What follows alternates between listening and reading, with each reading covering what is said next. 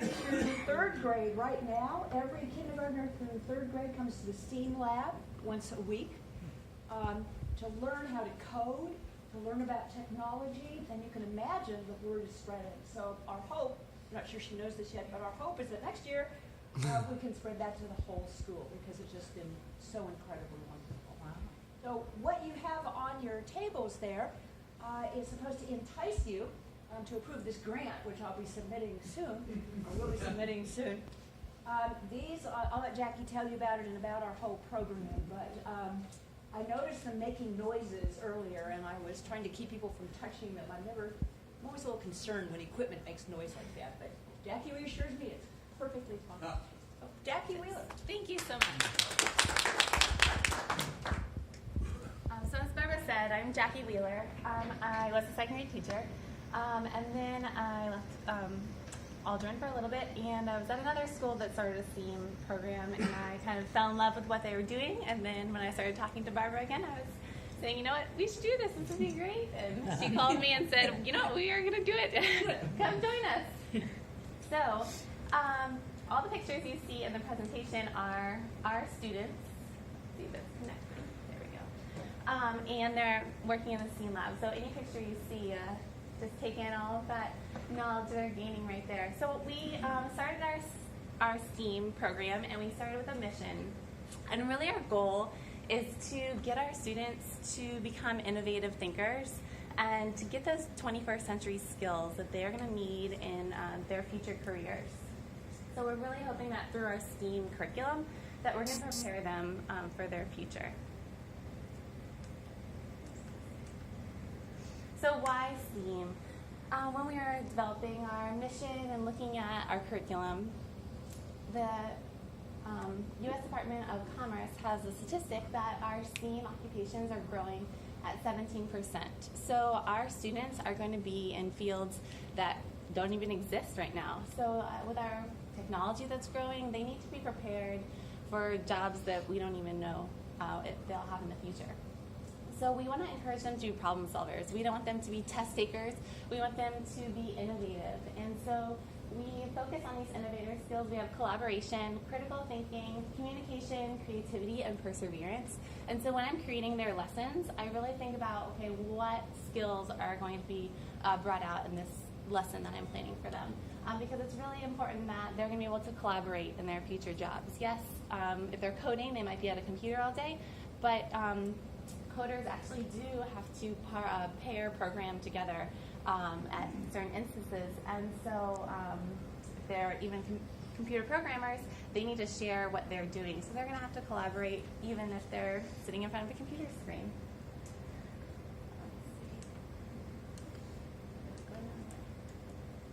So right now, this is our STEAM lab at Aldrin, and this is actually, we had a hour of code in December, so this is a couple of our classes visiting.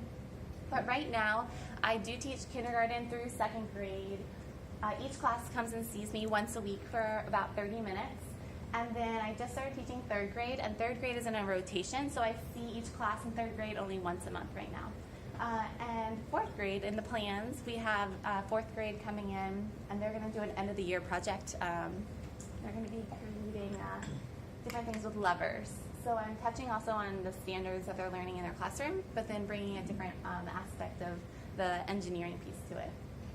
Fifth and sixth grade girls, we have a GEMS club at Aldrin now, and so I see fifth and sixth grade girls the third Thursday of every month, so I will see them tomorrow morning. And kindergarten through sixth grade all receive the hour of code in December. So even though I don't see fifth and sixth grade regularly, I did see them in December to teach them more about coding. So some of our STEAM activities, we do focus a lot on coding, and so we have purchased different things. The B-Bots are on your tables. I'll tell you a little bit more about them in a second. But we have B-Bots. We also have these Osmo coding kits on the laptop, or not the laptops, the iPads. We have Dashbot, Ozobots. We use Scratch on the laptops, and then we also visit code.org. And so what you have on your tables right now are B-Bots. These are wonderful for the primary grades that I teach just because it's a really simple way of exploring coding. So basically what they do is I have these grids, and I'll do different activities. Sometimes they have to spell something through the grid. They're also going to do some engineering and create mazes, and they have to navigate their bebot through the maze they create. So to do that, they have these arrows. So I teach them, okay, if they want their bebot to go up, up, and over, and spin, and then move again, they just click here. He goes up, up, and then he'll turn, and he'll spin, and then you press go, and he'll go on your table. You'll see him move. So you can have him navigate towards your other friends at the table there. And then our Osmo iPad kit is also coding, but it's teaching them that there's coding blocks. And so it's basically very basic coding. They're not typing in any HTML codes or anything, but they're just kind of learning the basics of how they can actually program something. Not only do we do coding, but we also focus a lot on engineering. So STEAM stands for science, technology, art, and mathematics. So I try to incorporate the coding into the technology piece, but also engineering is a big piece of it. So I would say about 60% of the lessons I teach are focused around the engineering aspect. And we go through an engineering design process. We ask, imagine, plan, create, and test, and improve. And so this is actually something that one of our third graders built right here. They were trying to create a pulley system. And so they were working with different tools. A lot of the engineering projects we do incorporate recyclables so that the students can even try doing something at home. So I try to make it something that's reachable for them to continue at home when they leave school. And so we actually had a problem. So we asked Jeff and Jill, he's always falling down that hill. So how can we successfully get him down that hill with his pail of water? So then my students imagined what they could do, and we looked more into the pulley systems. So we actually were looking at different real life examples, and then they created a plan, and then they created this here. So when we tested it, we tried to make it an incline, and so they could test, and we actually put water in the cup to see if it would take his pail down. And so through these activities, I'm trying to incorporate science, art, and mathematics as well. So in other ones that we do, I have them measure distance of when they're testing, like let's see, what else did they do? We rolled, they actually created these sleds, and so we tracked the distance that their sled would go, and we incorporated science. We're talking about the friction and force, push and pull, things like that. And the art is really these 3D creations that they're making. Teaching them actually something that they don't always know is how to secure something to make it 3D, because a lot of the things they'll do in their classrooms are flat. They're drawing something. So getting them to realize that they can actually create something 3D.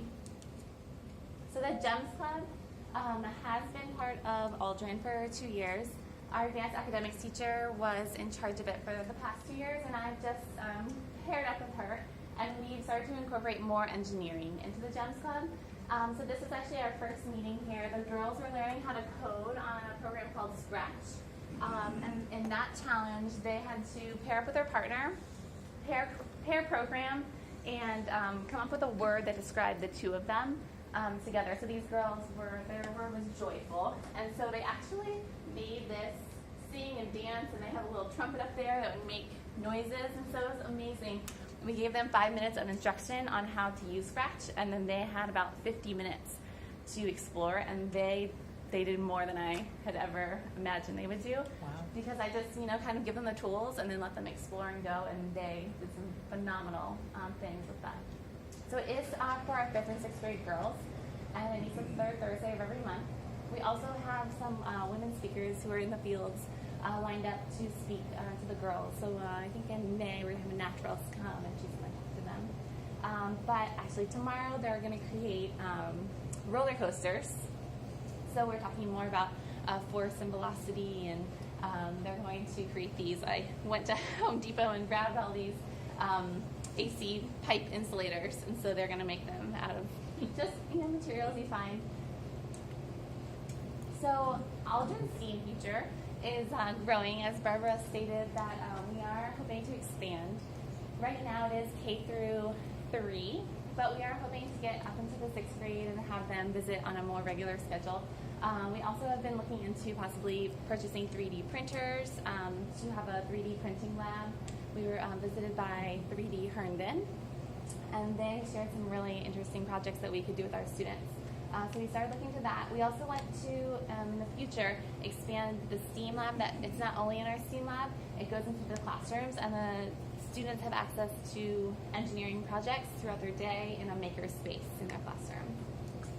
We've also started talking about a future STEAM club for the summer for our students to come back to school for a week and continue working the STEAM lab.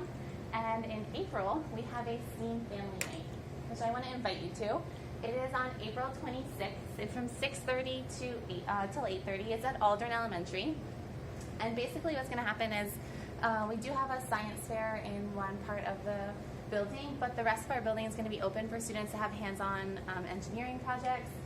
We're going to have laptops set up for our students to show their families how they code. We're also going to have some of the V-Bots and the iPads set up.